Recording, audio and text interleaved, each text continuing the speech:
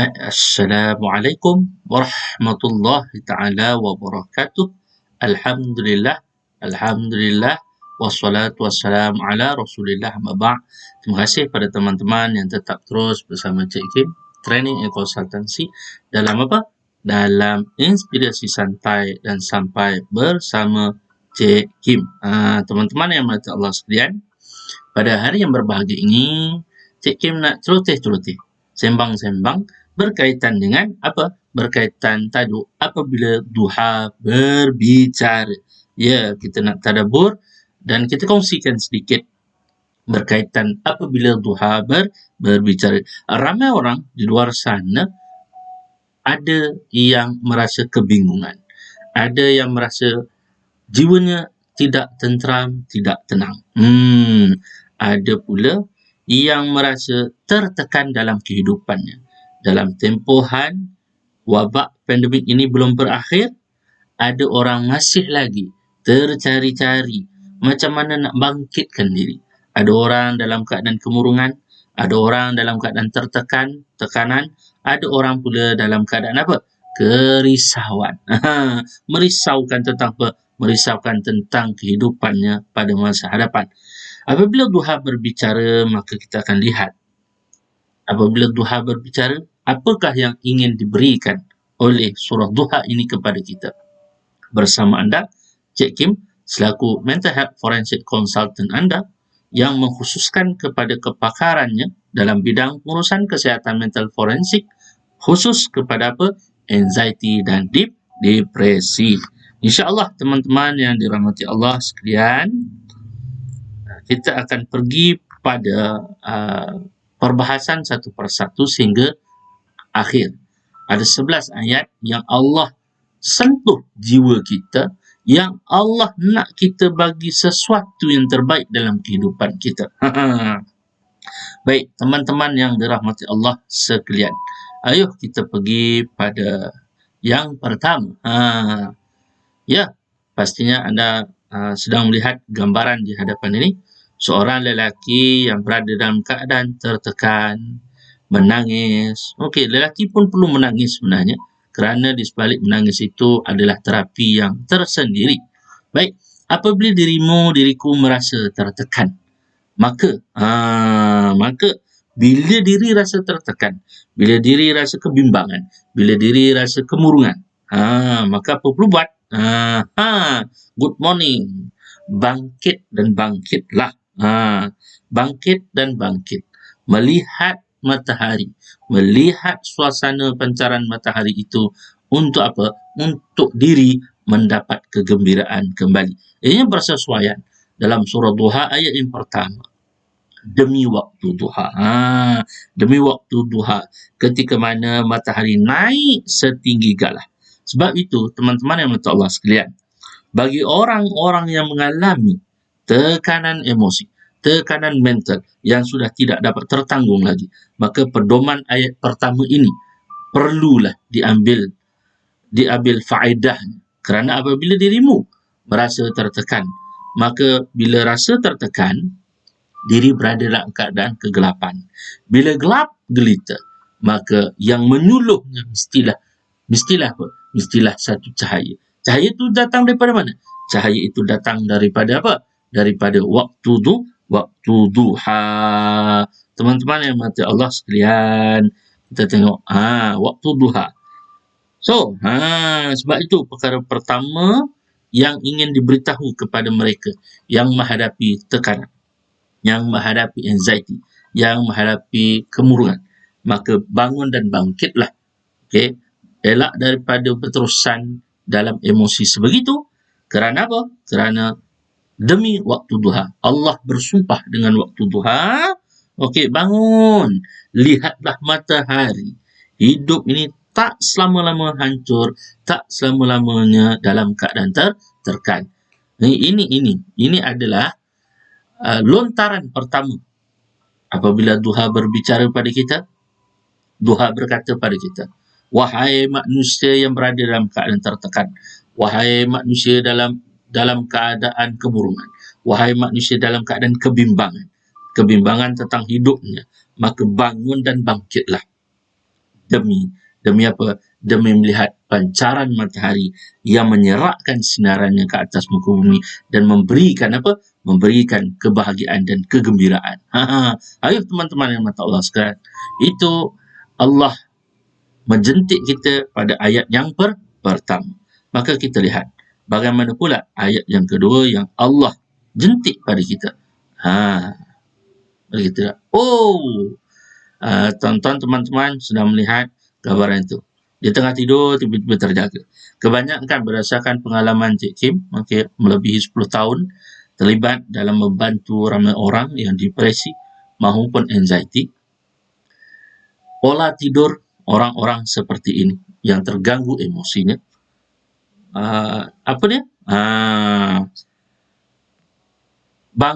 bangun, tengah terbangun dan terjaga pada waktu tengah malam.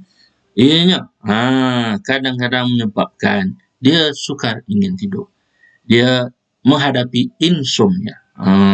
Kita lihat, apabila nikmat tidur malammu terganggu kerana gangguan emosi yang datang pada dirimu, maka nikmat tidur malamku terganggu. Maka bila terganggu, orang-orang yang berhadapan dengan situasi anxiety, depresi, malah tekanan yang melampau dalam kehidupannya. Apabila tidurnya terganggu, pola tidurnya terganggu, menghidap insomnia, maka apa perlu buat? Allah jentik pada ayat yang kedua ini, apa dia? Tenteramkanlah jiwamu dengan amal ibadah. Kan orang-orang yang selalunya berada dalam keadaan anxiety atau gangguan emosi, kadang-kadang pola tidurnya terganggu. Maka apa buat? Bila terganggu, Allah jentik, waktu malam engkau memang dah tak boleh tidur. Engkau sangat terganggu mental dan emosinya. Maka aku suruh engkau terjaga daripada tidur yang lena, kerana aku ingin engkau mententeramkan dirimu. Dengan apa? Dengan sepertiga malam. Ayat yang kedua dalam surah Duha, kepada orang-orang yang terganggu emosi dan mentalnya, maka pergilah pada ayat yang kedua. Apabila seorang yang alami depresi dan tekanan emosi, dia akan kerap berjaga malam. Mereka tidur di siang hari. Kadang-kadang macam orang depresi, dia akan tidur sepanjang hari, waktu siang hari, dan berjaga di waktu malam. Maka ambil kesempatan. Apabila nikmat tidur malammu terganggu, maka ambil kesempatan di sepertiga malam, tenteramkan jiwamu. Kerana itu Allah Subhanahu Wa Taala mengutus ayat yang kedua, dan demi malam untuk menaungi kegelapan. Wal-laili iza saja. Teman-teman yang mata Allah sekalian, Allah sangat lembut menjentik diri manusia yang berada dalam gangguan apa? Dalam gangguan emosi. Tak boleh tidur malam? It's okay. Ada cara untuk dapat lagi pahala. Caranya adalah membangunkan sepertiga malam. Kerana apa? Malam penuh kegelapan. Bila gelap, mahu disuluh dengan apa? Mahu disuluh dengan amal ibadah. Kemudian Allah Subhanahu Wa Taala meneruskan lagi duhanya berbicara pada kita. Apabila duha berbicara pada kita, maka kita akan lihat seterusnya. Apabila Allah sangat sayang pada diriku, Allah sayang pada diri kita. Allah tak pernah tinggalkan kita begitu sahaja. Allah tak pernah tinggalkan sekali-sekali diri kita. Allah kata dia sangat sayang pada diri hamba-hambanya. Maka apabila Allah sangat sayang pada hamba-hambanya, dia tidak pernah membenci hamba-hambanya. Maka dia tidak pernah barang sekalipun meninggalkan hamba-hambanya. Yang menjadi persoalannya adalah berapa ramai hamba-hambanya di luar sana yang menghadapi gangguan emosi, sering meninggalkan Tuhan. Yang tidak meninggalkan Tuhan, alhamdulillah, bagus, diucapkan syabas dan tahniah. Kerana itu Allah sangat sayang pada dirimu juga. Kerana itu menyusul. Dia tidak pernah membencimu. Dia tidak pernah membenci diriku. Dia tidak pernah membenci diri umat Muhammad. Dan nak meninggalkan umat Muhammad pun tidak sama sekali. Maka What's wrong with me? Ada orang bila terganggu emosinya, dia akan berkata, what's wrong with me? Apa yang salahnya? Apa yang berlaku dan yang salahnya pada aku ini? Sehingga Allah berikan gangguan-gangguan emosi, gangguan-gangguan tekanan pada jiwanya, gangguan-gangguan apa? Anxiety pada diri, gangguan-gangguan berkaitan apa? Berkaitan dengan depresi pada dirinya. Ada orang berkata, what's wrong with me? Aku dah okey semua. Aku kaya. Aku bahagia. Semua duit, harta banyak. Sangat-sangat banyak. Nak apa lagi? Maka waktu ini, ramai orang mensia-siakan umur dan waktunya, meninggalkan Allah Subhanahu Wa Taala. Maka Allah jentik hati orang yang seperti ini dengan ayat selanjutnya. Okey. Tuhanmu tidak meninggalkan engkau, wahai Muhammad, dan tidak pula membencinya. Ayat ini ditujukan pada Nabi Muhammad sallallahu alaihi wasallam. Namun kita lihat dari sudut, okey, kalau kita lihat dari sudut metaforanya, Allah kata juga pada umat Muhammad, aku tidak pernah meninggalkanmu walau sesaat, wahai manusia, dan tidak pula membencimu. Tatkala aku campak sedikit tekanan pada dirimu, aku campakkan gangguan emosi pada dirimu, maka waktu itu aku ingin melihat engkau berada di mana. Apakah engkau berada di persimpangan delima, mencari-cari arah dan mencari aku, atau mencari manusia? Pergantungan ramai orang berdasarkan pada pemerhatian Cik Kim, bila terganggu emosinya, ramai bergantung kepada manusia berbanding Allah Subhanahu Wa Taala. Ramai menjadikan bomoh-bomoh menjadi tempat apa? Tempat nak meraih kesembuhan. Ramai pula yang bergantung pada apa? Doktor. Assalamualaikum doktor, saya tak boleh tidur malam. 24 jam telefon doktor. Dia bergantung pada doktor. Doktor, terapis, mahupun orang yang dapat membantu anda itu hanyalah wasilah sahaja untuk membantu anda. Sekiranya anda yang terganggu emosi anda bergantung benar-benar kepada Allah Subhanahu Wa Taala, maka akan dilorongkan dengan lorongan yang baik untuk mendapat kesembuhan daripada gangguan emosi yang berlaku. Teman-teman yang mata Allah sekalian, Allah tidak pernah membenci Muhammad, apatah lagi melupakan. Samalah halnya kita semua, wahai jiwa-jiwa yang tertekan, Allah tidak sama sekali membencimu dan meninggalkanmu. Lantaran itu, apalagi seterusnya dalam ayat yang keempat, Allah jentik lagi apabila Tuhan berbicara dan menjentik diri kita. Dia kata apa? Ramai orang, I'm scared. Saya ketakutan, Cik Kim. Saya sangat takut dalam diri saya. Ni dalam tempohan beberapa hari ni mengendalikan sesi private session bersama klien. Klien tersebut banyak mengatakan saya takut. Beliau menghadapi ketakutan pada masa hadapan. Kerana apa? Kerana tujuan hidupnya tidak tidak diluruskan sebenar-benarnya, tidak dicatat apakah yang diinginkan untuk tujuan kehidupan. Maka ada orang yang scare, merasa ketakutan, dan tak tahu apa nak jadi pada diri dia. Ada kala, aku takut wahai Tuhan, bagaimana pengakhiran diriku. Kerana itu, bila orang-orang yang terganggu emosinya ini, teman-teman yang mati Allah sekalian, dia akan berkata pada diri dia, bagaimana pengakhiran diriku? Aku ni tak sembuh-sembuh lagi. Allah belum sembuh-sembuhkan aku lagi. Di mana pengakhiranku? Cik Kim, tolong saya mencari pertanyaan bagaimana pengakhiran diri saya dalam keadaan tekanan ini, dalam keadaan emosi tak stabil, dalam keadaan gangguan-gangguan jiwa, gangguan mental, gangguan emosi. Di mana pengakhiran saya, Cik Kim? Boleh bantu saya ke, Cik Kim? Seringkali orang yang terganggu emosinya, khususnya pada orang-orang yang terlibat dalam merasai anxiety diri, dia akan banyak bertanya seperti ini. Kerana itulah Allah Subhanahu Wa Taala menjentik pada seterusnya. Sesungguhnya ia tidak perlu bimbang, tidak perlu risau wahai orang-orang yang terkena gangguan emosi. Kerana apa? Kerana sesungguhnya akhirat itu lebih baik bagimu dari di dunia. Di dunia ni, saya, anda, kalian semua diuji dengan gangguan-gangguan emosi. Gangguan sahaja. Gangguan emosi itu kadang-kadang datang kerana aspek psikologi kita tak betul. Cara kita fikir, cara kita beremosi, cara kita bertindak dalam kehidupan kita kadang-kadang mengundang apa? Mengundang yang dinamakan sebagai mental block.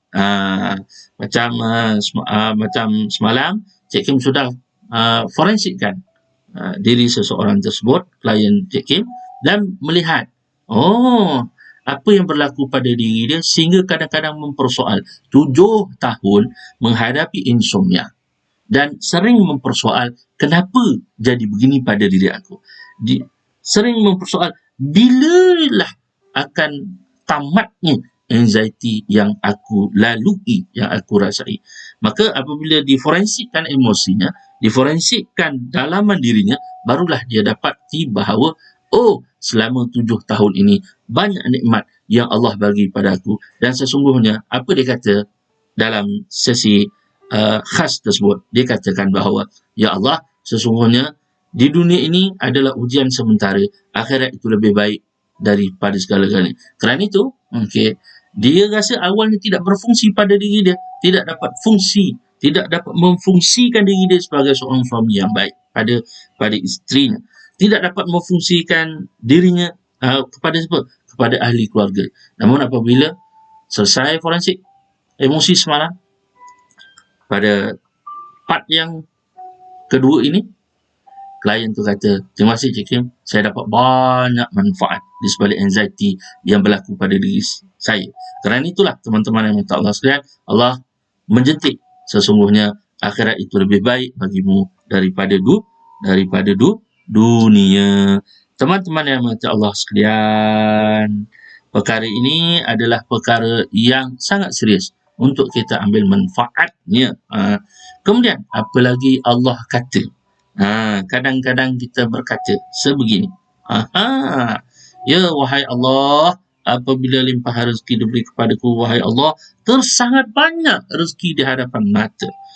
Kadang-kadang bila ada orang yang terkena gangguan emosi, gangguan tekanan, gangguan anxiety, gangguan depresi, kadang-kadang dia tak perasan tersangat banyak limpahan rezeki di hadapannya.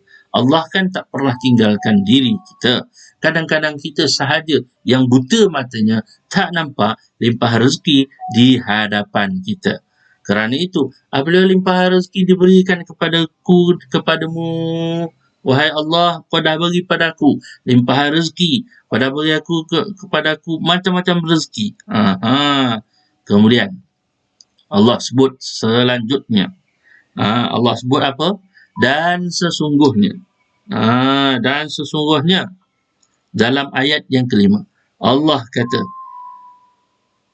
walasawfa yu'tika rabbuka fatarda, dan sesungguhnya Allah akan memberi kepadamu limpah kurnianya dan engkau tetap berpuas hati.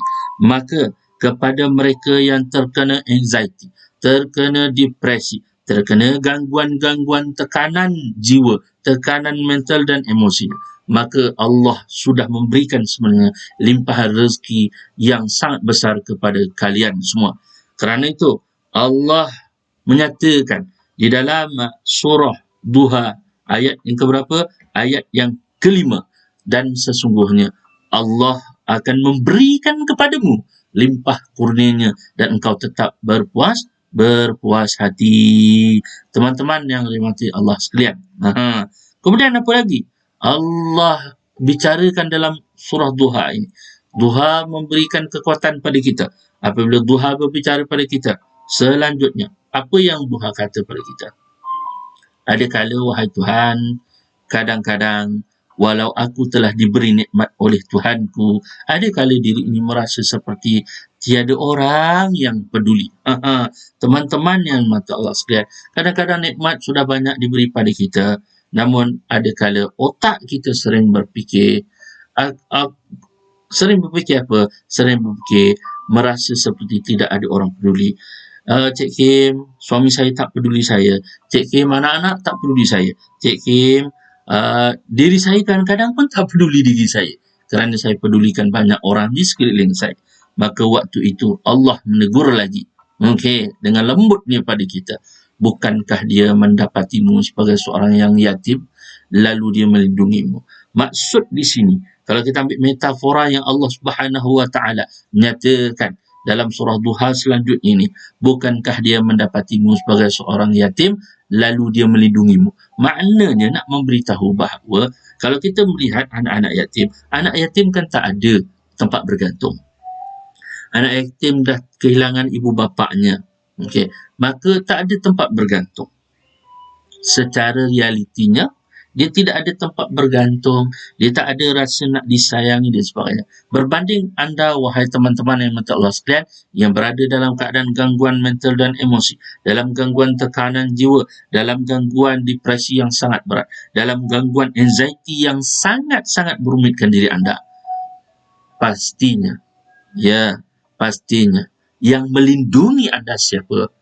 Bukan pasangan anda, bukan juga atuk nenek anda, bukan juga ahli keluarga anda. Yang melindungi anda supaya berada di landasan yang tepat, supaya anda tidak melakukan pembunuhan diri atau apa sahaja yang boleh menyakitkan diri anda, maka Allah jugalah yang melindungi dirimu. Allah tegur kita ni lembut sahaja kepada orang yang terganggu emosinya, terganggu jiwanya, maka kembalilah dan kembalilah. Nikmat Allah dah bagi banyak pada kita, dan Allah sebutkan, bukankah dia mendapatimu sebagai seorang yatim lalu dia melindungimu. Maksud yatim kat sini, kita ambil metaforanya, semangatnya adalah bila kita melihat anak yatim tak ada orang yang dah nak pelihara dia.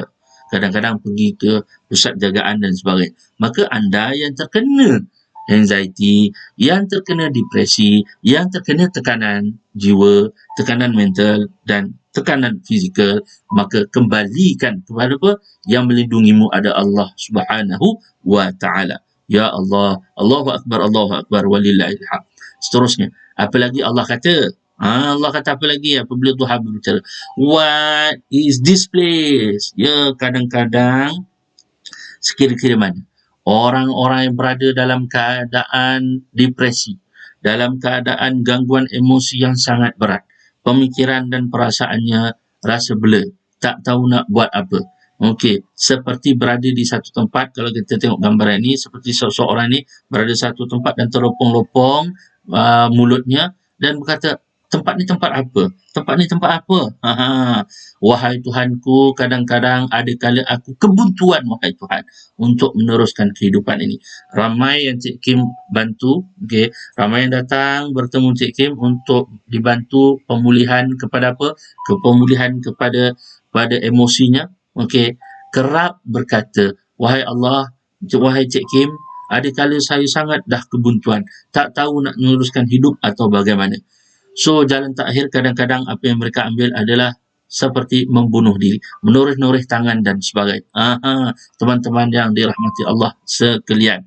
Maka, wahai Tuhanku, ada kala aku kebuntuan untuk meneruskan kehidupan ini. Maka dengan lembut, Duha berbicara pada kita. Duha kata apa? Sebelum Duha kata, seandainya, kira-kira mana?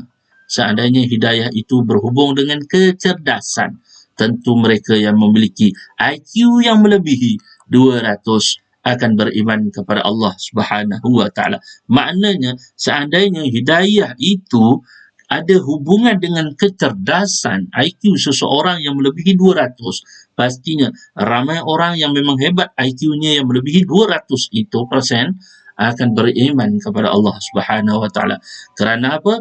Dalam surah Al-Qasas ayat 56 disebut di sini, sesungguhnya engkau Muhammad tidak akan dapat memberi hidayah petunjuk kepada orang yang kamu kasihi. Diri kita tak mampu. Cik Kim sebagai terapis profesional dalam bidang kesihatan mental forensik ini hanyalah sekadar terapis yang dilantik untuk membantu anda. Ya, begitu juga dengan kaunselor, psikologis, psikiatris yang membantu anda. Hadir mereka untuk membantu anda, sekadar membantu dan tidak berupaya memberikan hidayah pada anda, tidak berupaya untuk menyembuhkan anda. Yang menyembuhkan siapa? Menyembuhkan Allah Subhanahu wa taala.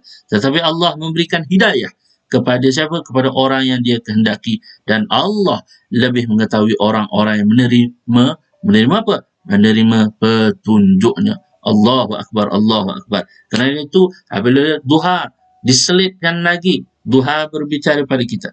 Apa duha berbicara pada kita? Duha kata, dan dia mendapatimu sebagai seorang yang tiada pedoman, lalu dia memberi hidayah kepadamu.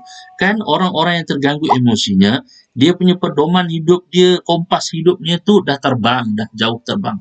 Maka Allah kata, dan dia mendapatimu sebagai seorang yang tiada pedoman. Allah melihat kamu, wahai orang-orang yang terganggu emosinya, dalam keadaan tiada pedoman, terumbang-umbang, ambing. Maka apa yang Allah kata, dia memberi hidayah. Allah sahajalah yang memberikan petunjuk kepadamu.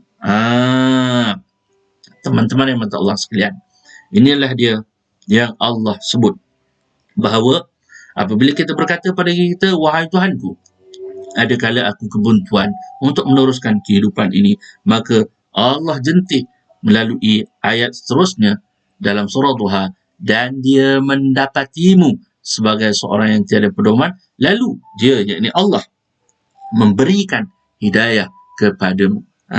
Apabila hidayah telah diberi, maka kadang-kadang apa lagi berlaku pada diri manusia? Ayuh kita tengok. Wahai Tuhan, kadang-kadang ada manusia mengeluh, wahai Tuhan, ada saatnya aku merintih dengan kemiskinan, membuat aku cenderung ke arah tertekan, bimbang dan depresi. Ni ramai. Bila Cik Kim merawat, membantu ramai orang yang terkena gangguan tekanan, bimbang, kebimbangan yang melampau dan depresi. Dia gelap, matanya tak nampak, mata mindanya, mata emosinya kegelapan. Maka kadang-kadang dia kata, Cik Kim, kadang-kadang saya ni seperti orang miskin yang meminta sana, meminta sini. Bertemu perawat sana, bertemu perawat sini. Bertemu psikologis sana, bertemu psikologis sini. Bertemu kaunselor sana, bertemu kaunselor sini.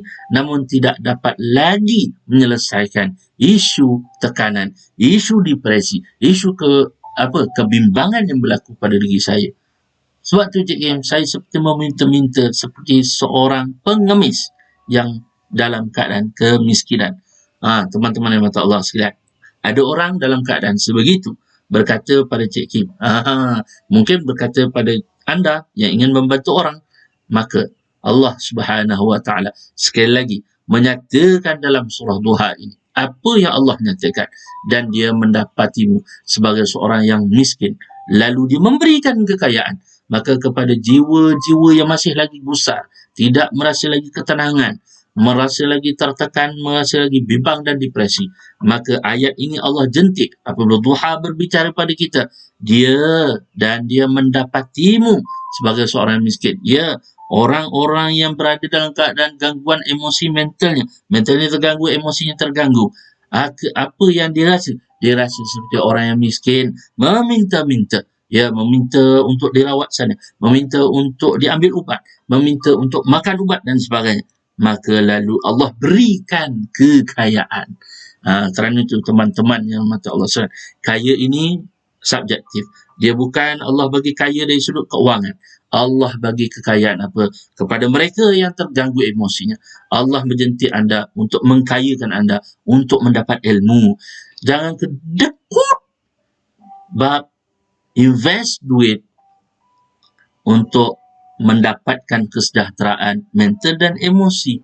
Sekiranya, kan sekarang musim durian, kalau durian sekilo sampai 27 RM27 sekilo, kita mampu nak beli, bagaimana pula kita tak mampu nak beli ataupun tak mampu nak masuk kelas-kelas pemulihan atau kesejahteraan mental dan emosi. Sangat kedekut. Kerana itu dalam surah Ma'arij ayat 19 Allah kata sesungguhnya dicipta manusia itu dalam keadaan halu. Maksudnya apa? Dalam keadaan resah gelisah. Dahlah resah gelisah, kedekut pula tu. Kerana itu teman-teman yang mata Allah sekalian, berdasarkan pemerhatian dan pengalaman Cik Kim bersama orang-orang yang betul-betul jiwanya, hatinya, mentalnya betul-betul ingin disembuhkan oleh Allah Subhanahu Wa Taala. Dia tidak kedekut bab duit, teman-teman yang Allah sekalian. Sanggup mencari bagaimana keadaan sekalipun untuk Allah jemput kesembuhan pada diri dia. Dia ada 3 perkara yang kita tidak boleh kedekut pada diri kita. Pertama apa dia? Pertama waktu. Waktu kita. Masa. Yang kedua, wang ringgit kita. Kita tak boleh kedekut untuk menjemput satu perkara yang baik. Dan yang ketiga, apa dia? Wang. Pertama tadi apa? Masa. Kedua, wang. Yang ketiga, tenaga kita. Apakah anda sanggup untuk bersama Cik Kim Training and Consultancy? Duduk selama 3 hari. Mungkin ada yang duduk bersama Cik Kim selama 1 minggu. All out. Untuk apa? Untuk proses pemulihan, menyegarkan kembali mental dan emosinya. Ada orang tak sanggup, teman-teman yang mata Allah sekalian. Mahal. Dia bukan kira mahal di situ. Yang penting adalah, ni, Allah nak kayakan diri anda dengan apa? Dengan ilmu. Ilmu dapat mengurus apa? Mengurus mental dan emosinya dengan baik. Kalau tak nanti, 11 juta, anda akan tergolong dalam 11 juta rakyat Malaysia yang sukar untuk tidur, menghidap sakit, tak boleh tidur. Dek kerana apa? Salah satunya dek kerana tekanan yang melampau dalam diri. Kedua, dek kerana apa? Dek kerana anxiety yang melampau dalam diri. Dan yang ketiga, dek kerana apa? Depresi yang tak habis-habis tanpa kesudahan. Teman-teman yang mata Allah sekalian, dengan lembut lagi, kadang-kadang bila kita merintih seperti orang yang miskin, seterusnya apa lagi? Wahai Tuhan, kadang-kadang bila kita dah merintih dalam keadaan kemiskinan seperti itu, wahai Tuhan, ada saatnya dah aku putus harap untuk hidup. Kita lihat ujian hebat si yatim piatu. Bila dia menjadi seorang yang yatim piatu, kehilangan ahli keluarganya dalam kemalangan dan sebagainya, ada kala orang sebegini, dia merintih, wahai Tuhan, ada saatnya dah aku putus harap untuk hidup. Maka dengan lembut, duha berbicara. Bagaimana untuk memberhentikan pemikiran-pemikiran seperti ini. Pemikiran seperti apa? Kita kena berhentikan. Pemikiran merasa diri seperti korban. Terkorbanlah aku. Kita kena berhentikan diri kita daripada merasa apa? Merasa diri seperti tak bermaya. Seperti tidak ada harapan langsung. Okey. Kemudian, Allah suruh kita start diri kita dengan belajar untuk menjadi orang yang apa? Orang yang berjiwa besar. Macam mana nak belajar menjadi jiwa yang besar? Kena buat investment. Banyak kali Cik Kim sebut, investment ilmu adalah sesuatu yang sangat berharga kepada orang yang mengalami apa? Mengalami gangguan emosi. Dek kerana apa? Dek kerana psikologinya tak selesai. Baik, kerana itu Allah Subhanahu Wa Taala salitkan, tembak lagi kita. Apabila duha berbicara, maka terhadap anak-anak yatim, janganlah engkau berlaku sewenang-wenang. Ayat yang ke-9.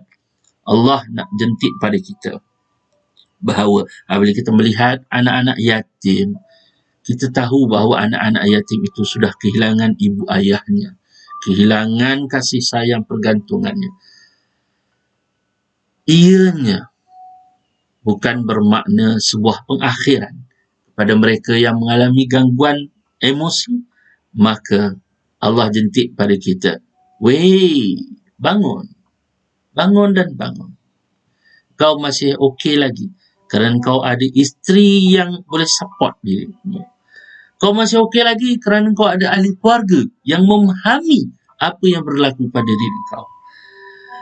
Wahai manusia, kau masih okey lagi kerana apa? Kerana ada lagi tempat-tempat yang menawarkan untuk mensejahterakan kembali pemikiran dan emosi kau. Maka takkan kau nak biarkan sahaja diri kau macam tu. Kau malulah sedikit. Allah kata, malu dan malulah. Wahai manusia, kau kena malu pada anak-anak yatim. Anak yatim dah tak ada tempat bergantung. Hanya bergantung pada apa yang ada di hadapan mata. Berbanding diri kau, aku baru bagi sedikit gangguan emosi, kau sudah gelabah. Maka kau kena tengok, perhatikan secara dalam tentang apa? Tentang kehebatan yang ada pada anak-anak yatim. Maknanya, kau kena muhasabah pada diri. Kau kena lihat pada diri kau bahawa aku masih beruntung lagi. Walaupun aku depresi, walau aku pun tertekan, walaupun jiwa aku kebimbangan, aku masih ada lagi orang-orang yang disayangi. Teman-teman yang mata Allah sekalian. Benda ni, orang akan kata, Cik Kim senang lah cakap, mulut. Macam mana nak buat? Jawapannya nak buat mudah je. Buatlah investment pada ilmu. Berjuta kali Cik Kim kata. Investment pada ilmu. Kalau kita sanggup invest, infak duit sampai RM70, RM100, malah beratus-ringgit pada durian. Yang besarnya kadang-kadang tak sebesar mana. Berat pun sekadar berat begitu. Kita rasa nak. Kerana apa? Mungkin itu adalah keinginan. Bagaimana dengan diri anda? Apakah anda mempunyai keinginan untuk Allah sembuhkan gangguan-gangguan emosi yang ada dalam pemikiran anda? Sekiranya ada kekuatan itu, insya-Allah Allah akan bantu jalannya. Kerana itu, lagi apa Allah nyatakan lagi? Kadang-kadang ni diri kita ni seperti apa? Kita, wahai Tuhan, kadang-kadang diri kita merintih. Wahai Tuhan, adakala diriku merasa seperti seorang budak pengemis, wahai Tuhan. Budak pengemis, sifat budak pengemis kita boleh tengok bila dia tadar, tabung tu mukanya, muka yang sayu, muka yang menghambat emosi kita sama ada kita nak menginfakkan duit kita ataupun di sebaliknya. Ada orang dia kata ada orang terus infak, ada orang berkira-kira, ada orang pula menyoal, ini betul ke tak? Sekira-kira kalau anda ingin infak. Kalau sekira-kira anda tak nak mahu infak, biarkan sahaja. Kerana itu ada kala orang-orang terganggu emosinya berkata pada dirinya, wahai Tuhan, ada kala diriku merasa seperti budak pengemis. Maka Allah Tuhan berbicara lagi. Dia menyelitkan lagi ayat seterusnya. Dan terhadap orang-orang yang meminta-minta, janganlah engkau mengherdiknya. Maknanya, bila seseorang itu berada dalam gangguan emosi, sama ada dalam ahli keluarga anda ataupun orang sekitar anda tidak boleh memperkecilkan orang seperti ini. Anda tak boleh katakan, kau ni ngada-ngada dapat depresi. Kau ni ngada-ngada bimbang-bimbang. Tak boleh. Anda perlu menyantuni orang seperti ini. Kerana mereka bukan inginkan gangguan emosi ini menghinggap pada tubuh badan mereka. Kerana itu, dengan lembut, Allah menyatakan lagi. Dan terhadap orang-orang yang minta-minta ni, dia datang jumpa anda untuk diminta disembuhkan oleh Allah Subhanahu Wa Taala, jangan herdik dia. Santuni dia. Sekira-kira, Cik Kim, saya tak tahulah nak menyantuni orang-orang seperti macam mana. Jawapannya mudah. Anda kena belajar kemahiran menyantuni orang-orang yang berada dalam keadaan gangguan emosi. Berkali-kali Cik Kim tersasul lah tu. Cik Kim kata, kalau anda ingin bantu orang, sama ada bantu diri sendiri atau ahli keluarga, buatlah investment sedikit pada ilmu. Ilmu kemahiran contoh, kemahiran mengurus anxiety diri. Sama ada untuk digunakan untuk diri atau ahli keluarga atau orang sekeliling. Kemahiran mengurus emosi anda. Kemahiran mengurus mensejahterakan mental anda. Perkara ni teman-teman yang mata Allah sekalian, di universiti tak dipelajari secara praktikal. Bila berdepan dengan situasi yang getir, maka barulah kita mencari-cari dan tercari-cari di mana kita nak dapat. Jawapannya di Cik Kim Training and Consultancy antaranya ya. Teman-teman yang mata Allah sekalian.